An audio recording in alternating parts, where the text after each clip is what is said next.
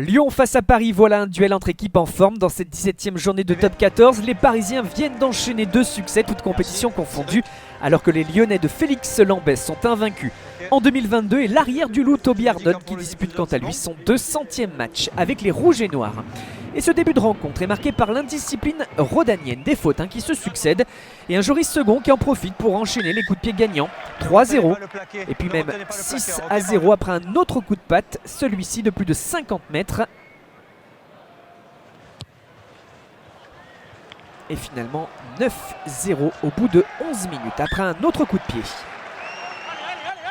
La 28e minute désormais, Paris qui mène 12-3 et Lyon qui a réduit l'écart grâce à Lima Sopoaga qui s'appuie sur sa mêlée pour réagir. Un ballon qui sort bien avec Jean-Marc Doussin qui trouve Charly Nataï dont le petit coup de pied permet d'éliminer le premier rideau. Et c'est Josh Tuisova qui a devancé Naïvalou à la course pour capter après le rebond. Et son allée transpercer la défense pour marquer le premier essai de la partie, son deuxième à titre personnel cette saison. Une magnifique action en première main avec donc comme point de départ la mêlée et l'on connaît la qualité du jeu au pied du All Black Nataï. Ce ne sera pas transformé mais les Rhodaniens reviennent malgré tout à 4 points. Tout en rappelant que le Loup reste sur 5 succès de rang, toutes compétitions confondues. La finition de Tuisova à la course. Et les Lyonnais recollent même à 1 point avant la pause grâce à une pénalité de Sopoaga, l'ouvreur rhodanien qui est à la réception de ce jeu au pied et qui laisse échapper le cuir. Un turnover exploitable pour le club de la capitale.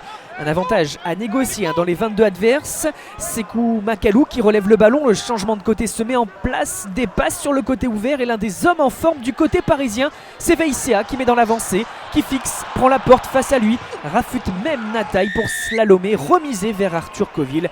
C'est un essai pour le Stade français, son deuxième cette saison à titre personnel. Le premier avait justement été marqué contre le Loup au match aller remporté 23-18 par les Parisiens à Jean-Bouin. Et sur cette réalisation, on a vu que tout est parti d'un ballon relâché par les Gones. Et ce gros travail de Veissea. Le slalom de Veissea qui élimine plusieurs adversaires pour cette passe décisive vers son demi de mêlée. Et la transformation dans la foulée de Second qui passe. Et à la pause, cela fait 19-11 pour le Stade français au Matmut Stadium de Gerland.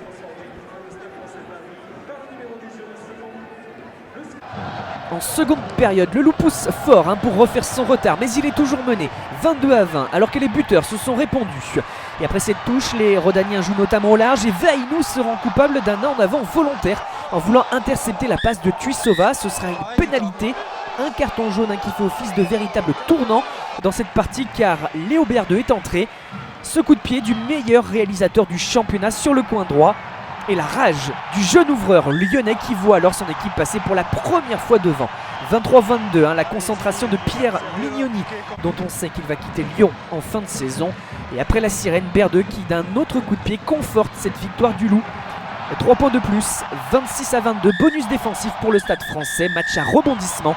Et succès important pour les Rhodaniens qui confortent leur place dans les 6 premiers.